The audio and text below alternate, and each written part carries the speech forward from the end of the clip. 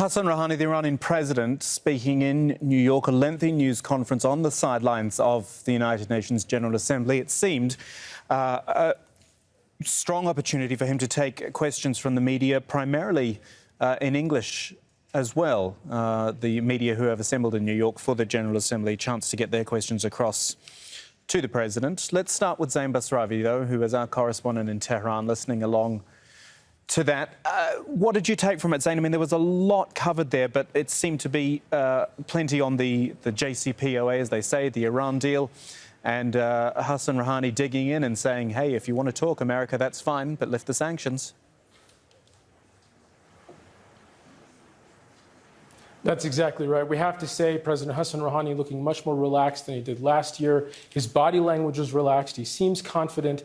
This is really sort of a last hurrah before he leaves New York to return to Tehran. He wants to go out on a high note. Now, at the end of the day, every policy issue related to Iran is indeed in some way related to the 2015 nuclear deal, to the collapse or the collapsing of the still teetering along Joint Comprehensive Plan of Action, the 2015 nuclear deal. But the first question right out of the gate when he started taking questions was about whether or not Iran had any proof that it was not behind the attack on Saudi oil facilities that were claimed by Yemen's Houthi fighters earlier this month. And to that he said that if anybody is going to blame Iran, really those who are laying those allegations at Iran's feet should be the ones providing evidence that Iran carried it out, not the other way around. So he turned that question upside down right away, and he said unequivocally that Iran did have nothing to do with it. And in fact, world leaders that he spoke to at this UN General Assembly and said to them,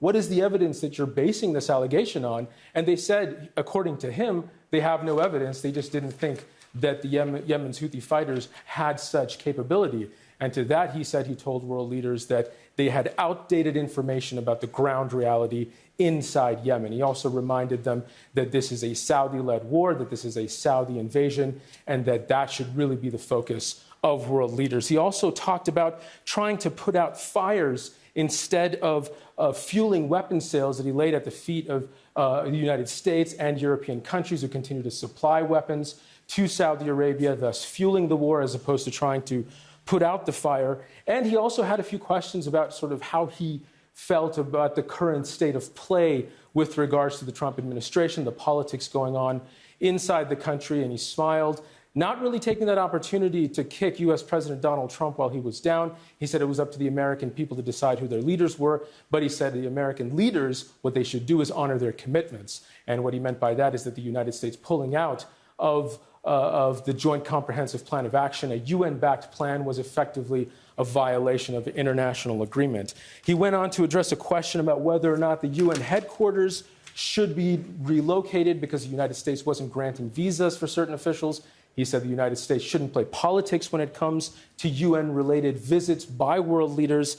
And he also was asked if talks were possible between the United States and Iran. He said talks are always possible. It's always possible to come to a kind of agreement and to sit down, and he was for dialogue. A very, very different message from the early days a few years ago of when the United States pulled out of the deal. Iran was much more defensive about carrying out any talks with the United States, a much warmer approach to this, but he said it would not happen in a climate of intimidation. When asked about whether or not he was willing to meet Donald Trump, he really sidestepped that question, but he did address it subtly in his UN General Assembly speech a day earlier, saying that photo ops and memories that are taken with pictures don't happen at the start of negotiations. That is the culmination of negotiations.